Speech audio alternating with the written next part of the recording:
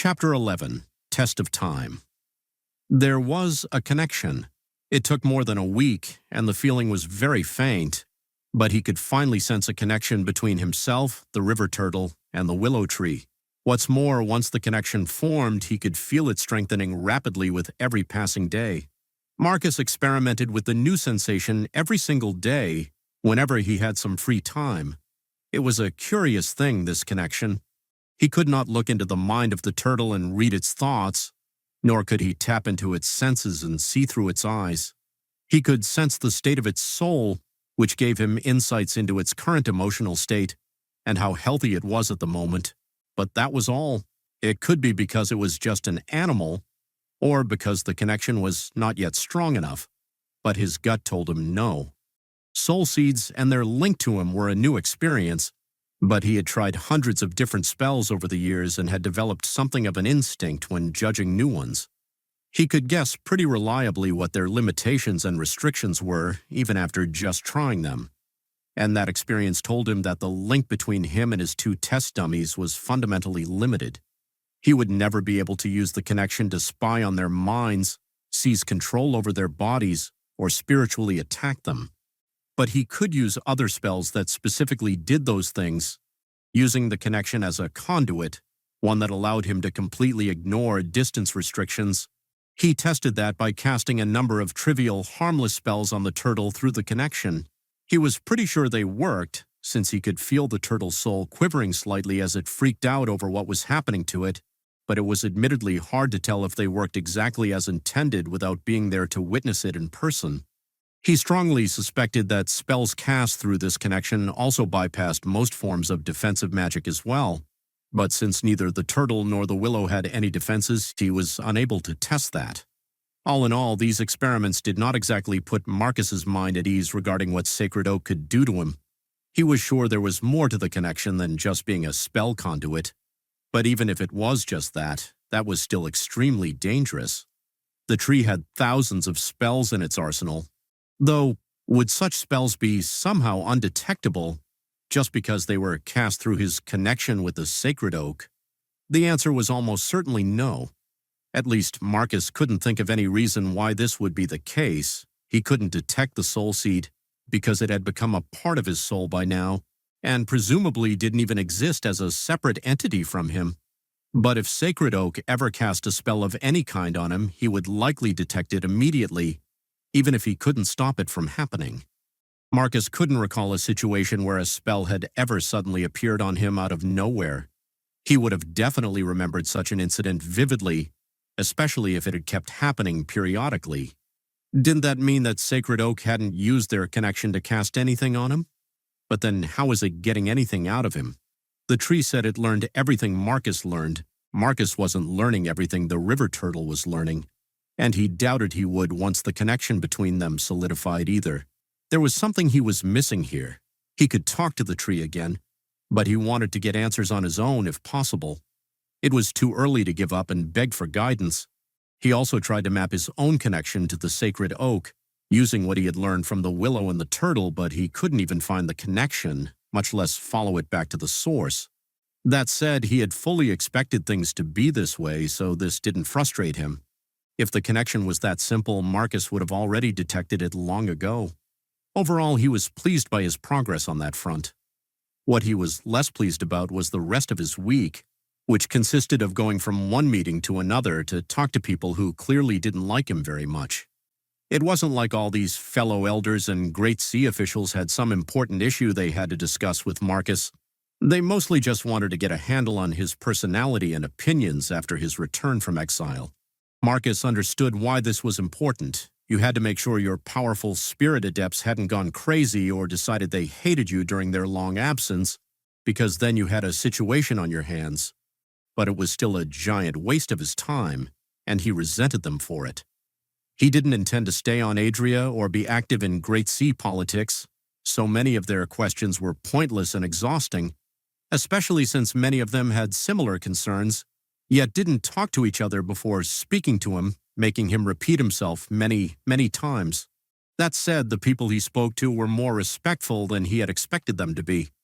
He thought that since he had left on such bad terms and had so thoroughly been shut out from the current ruling powers of Great Sea, that they would feel superior to him and treat him with barely restrained contempt, perhaps even open contempt. However, aside from some snide comments here and there, his fellow elders were cold but polite. The main point of contention was that they didn't believe him when he said he intended to stay away from Great Sea's internal politics. The allure of building an abode in some isolated place and shutting out the world is common among mages, one elder told him. Unfortunately, the world is rarely inclined to play along with such fantasies. There was some truth to such statements, Marcus reflected, especially since he was about to get a bunch of students. Apprentices had a tendency to get their teachers into trouble. Still, he felt he wasn't being unreasonable.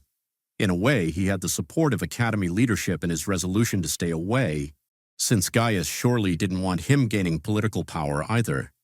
In any case, after spending a week on nonsense like that, he felt his task here in Adria was done.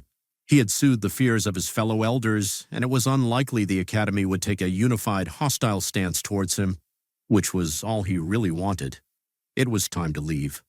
He tracked down Bjorn to one of the small arenas in the west side of the city, where young adepts dueled each other for the entertainment of the crowds, and sat down beside him. "I will be heading back to Elora tomorrow," he told Bjorn without preamble.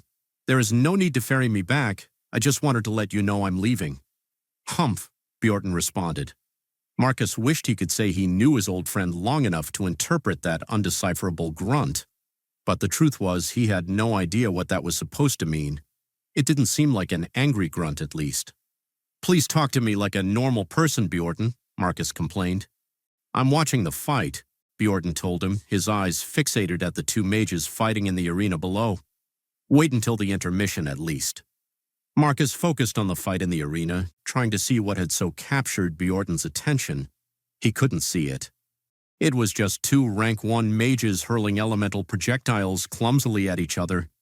One of them was using a fairly typical firebolt spell, while the other was using some slow-moving frostball that didn't explode. In the mana-rich environment suffusing Adria, such simple spells could be sustained almost indefinitely, so this fight was mostly just a matter of who would be the first to make a mistake while dodging the opponent's spell. The audience seemed to mostly agree with Marcus, because most of the seats around them were empty, and there was very little cheering or noise coming from the audience. It seemed to be mostly a filler fight in between actually exciting bouts, though each of the mages seemed to have at least a couple of friends that kept shouting encouragements and hurling insults at the opposing side. "This is a boring fight," Marcus commented. "Unfortunately," Bjorn said, leaning back in his seat, "I considered taking the ice elementalist as my apprentice, but if this is the best he has to offer, I'm not interested. A shame." "You wanted to take an outsider as an apprentice?" Marcus asked curiously. "Don't you have a small legion of candidates back in your clan?" "It's good to shake things up sometimes," Bjorn said. "The clan has gotten quite complacent and insular as of late." "You aren't afraid they would do something to your new student?" Marcus asked. "They wouldn't do anything too extreme," Bjorn said dismissively. "And if the apprentice is truly worthy of my tutelage, they'd rise to the challenge and win my clan's respect despite some minor setbacks thrown their way." "Minor setbacks?" "Right." In the arena below, the match was drawing to a close. The ice ball throwing wizard succumbed to exhaustion and tripped slightly while dodging one of the fireballs. His opponent seized on the opportunity, and not long after, the match was declared in his favor. Bjorn didn't seem upset, even though it could be argued that his side lost. "Speaking of which, have you considered my request yet?" Bjorn asked him. "I did," Marcus said. "I will take one of your clan as my apprentice." "You will?" Bjorn seemed honestly surprised. "I'll let you pick one for me, but the usual conditions apply. They must be at least a little compatible with the soul tree technique, and if they slack off or make trouble for me, I'll send them back to you," Marcus said. "Don't give me that nonsense.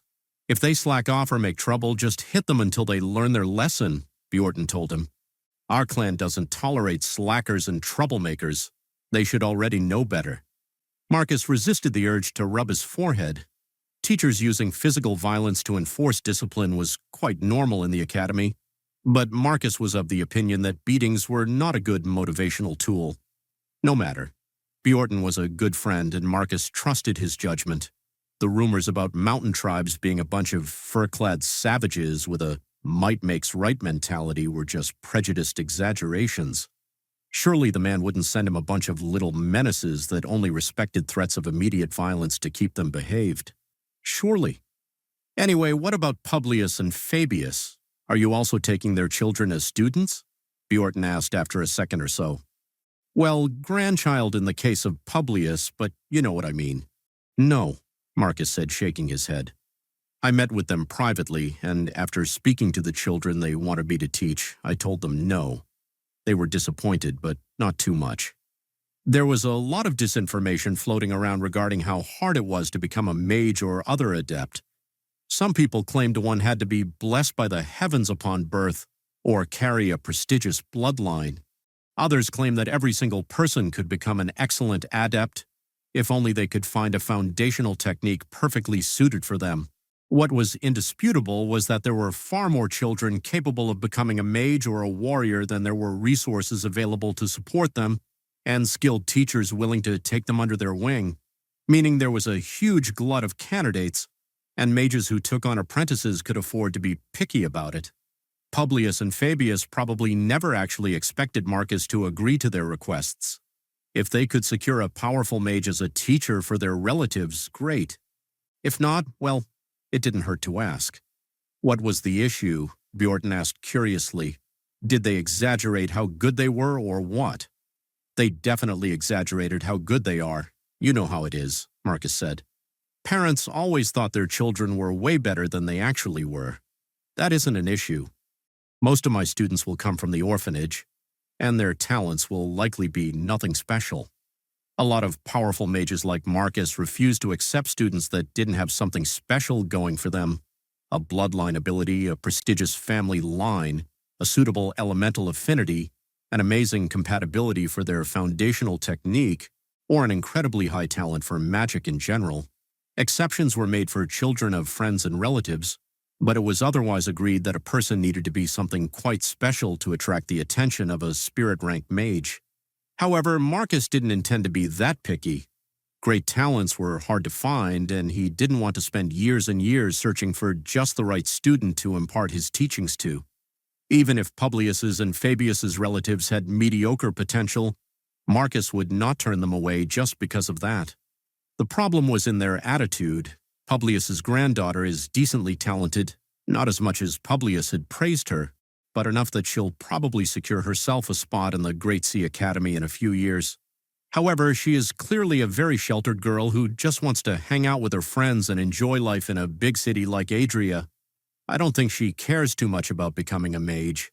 It's just something that everyone's expected of her ever since she showed decent magical talent from a young age. When we talked, she seemed horrified at the prospect of losing all of her friends to move in with a bunch of orphans and a stranger she doesn't even know. Even her parents seemed hesitant about the idea. I don't want to deal with all that. Fair, Bjorton nodded. As for Fabius's son, he doesn't want to be a mage. He wants to be a warrior like his father, Marcus continued. His father disapproves. I'm sure you're aware of this, but while all adepts get a lot of respect from the mundane citizenry, mages are considered more prestigious than warriors and other martial adepts. This wasn't something unique to the Great Sea Academy, in all fairness. It was like that all over the Silver League and even in the Eastern lands. There were a lot of reasons for this, but the main one was that warriors rarely achieved higher ranks of power. Becoming a warrior was easier than becoming a mage, and warriors got more benefits out of being an adept early on, but the higher one climbed in ranks, the more the situation reversed itself. For every spirit rank warrior like Timijan, there were 5 or more spirit manifestation mages. It was virtually always better to have a handful of really powerful adepts instead of an army of weaker ones. Therefore, it was arguably natural for mages to be valued higher than warriors and other adepts, and Fabius was far from the only warrior who pushed his children to become mages instead of continuing the family tradition. It speaks well of Fabius as a father that his children want to walk down the same path as him, even if he disapproves, Bjorton commented. It means they admire him. But I am not a warrior, and cannot teach his son to be one, Marcus said. True, I think you did the right thing in refusing, Bjorton said. My perspective is different because I come from a mountain tribe where warriors are more respected than here in civilized lands, but I think Fabius is making a mistake. By trying to dissuade his son from following in his footsteps, he is severing his martial legacy, shaming his teachers and ancestors. What about people who fell on the path before they had a chance to take on a student? Marcus asked. They cannot be faulted in this, Bjorton answered. Accidents and tragedies are inevitable.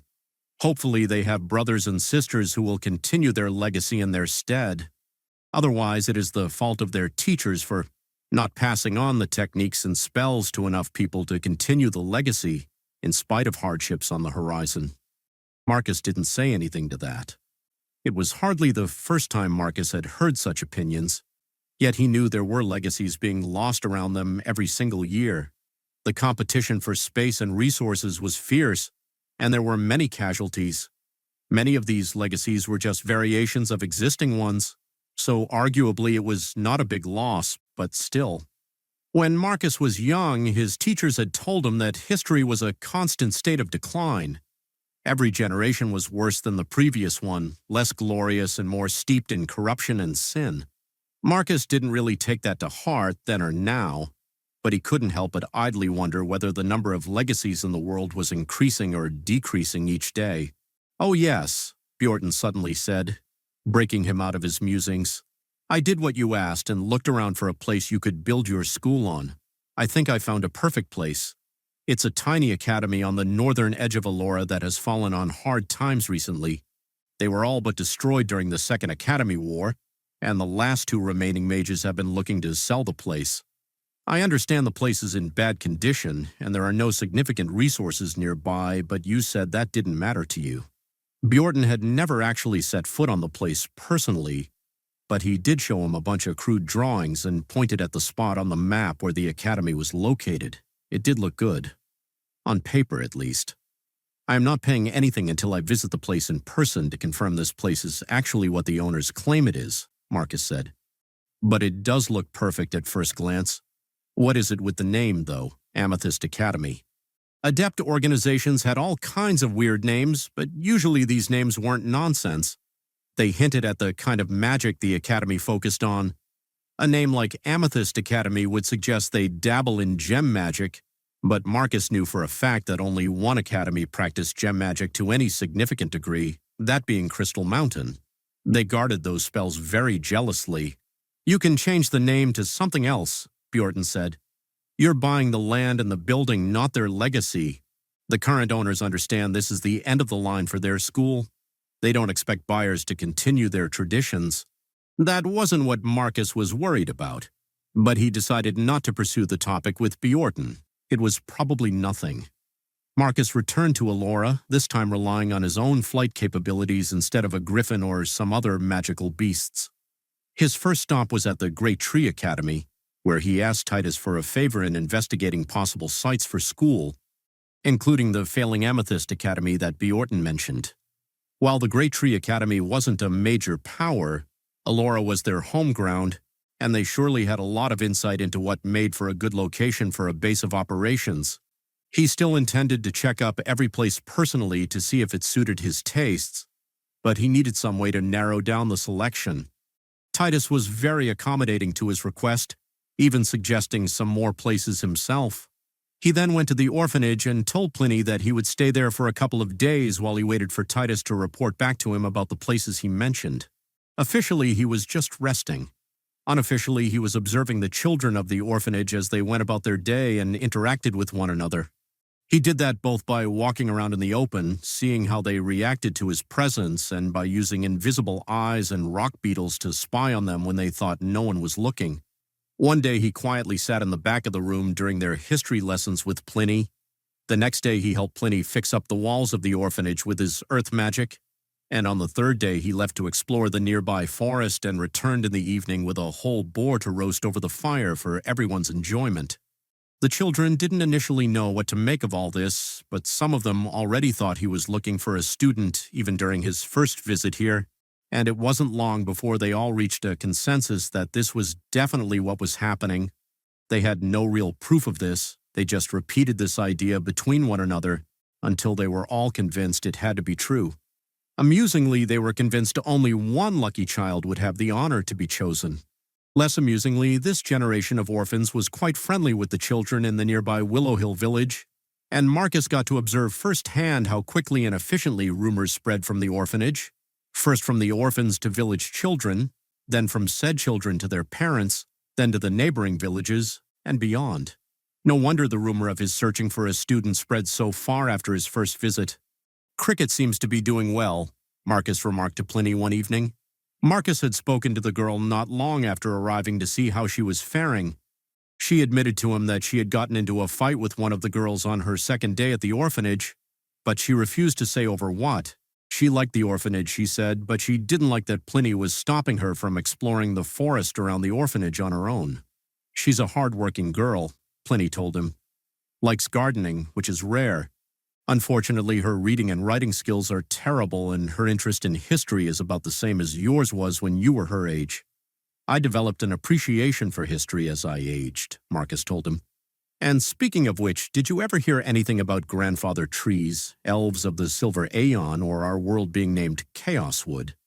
Pliny tapped his chin speculatively for a few seconds, frowning here and there.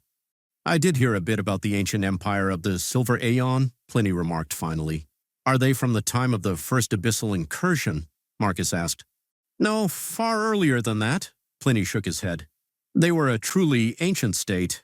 They existed around the time of the Sphere Builders. A controversial codex written by Elphex the White claims they were already an ancient and powerful state by the time the first Sphere Builders showed up on Tasloa." "Huh," Marcus said slowly, trying to process that. "So what happened to them? I mean, they're obviously gone, right?" "Depends on who you ask," said Pliny. "But it is said that the core of their realm was located in the center of our continent, right where the Sea of Leaves currently resides." Marcus was taken aback at that statement. "I traversed the Sea of Leaves quite recently," Marcus remarked. "I know I didn't do a detailed search, but I didn't see any remnant of a glorious magical civilization there, elven or otherwise."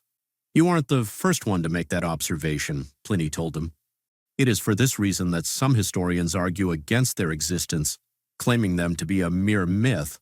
However, the official history endorsed by the Illuminated Temple includes them in their timeline, so it would seem the gods vouch for their existence. If so, someone must have gone to great efforts to erase every trace of their existence from the Sea of Leaves. Only the gods know what terrible enemy they provoked to deserve such a fate, and they aren't saying anything about it." Afterwards, the topic of the talk turned towards the upcoming judging ceremony, where Marcus would pick his new students. Pliny was organizing things behind the scenes, but Marcus had some ideas of his own about how to go about doing this, especially now that he had some time to observe the orphans. However, some of his ideas were a bit unusual. He described his ideas in great detail to Pliny, wanting to hear his opinion. Pliny listened to it all in silence, and once Marcus was done, he continued staring at him. Marcus said, eventually feeling a little put off by Pliny's silent stare. "I know this is all a little unorthodox, but—" No, there is nothing wrong with this," Pliny interrupted him. "I'm just thinking about how we could set this up. Some of the ideas are a little extreme and will have to be toned down, but I understand what you're trying to do. You're testing their courage and willpower in addition to everything else. However, I hope you're aware that this could potentially fail every single candidate at the judging ceremony, yes?" "They don't have to pass the tests," Marcus said. "Just do better than the other candidates. Which ideas do you think are a problem?" "Well, for one thing, making them face an illusory monster is liable to result in most of them running away screaming. No matter how clearly you explain it can't actually hurt them," Pliny remarked. "Perhaps an animal like a viper or a stray dog might be more appropriate, and forcing children to ascend a set of stairs under the effect of increasingly powerful gravity magic could easily result in broken bones, not to mention it would require us to build an entirely unnecessary set of stairs.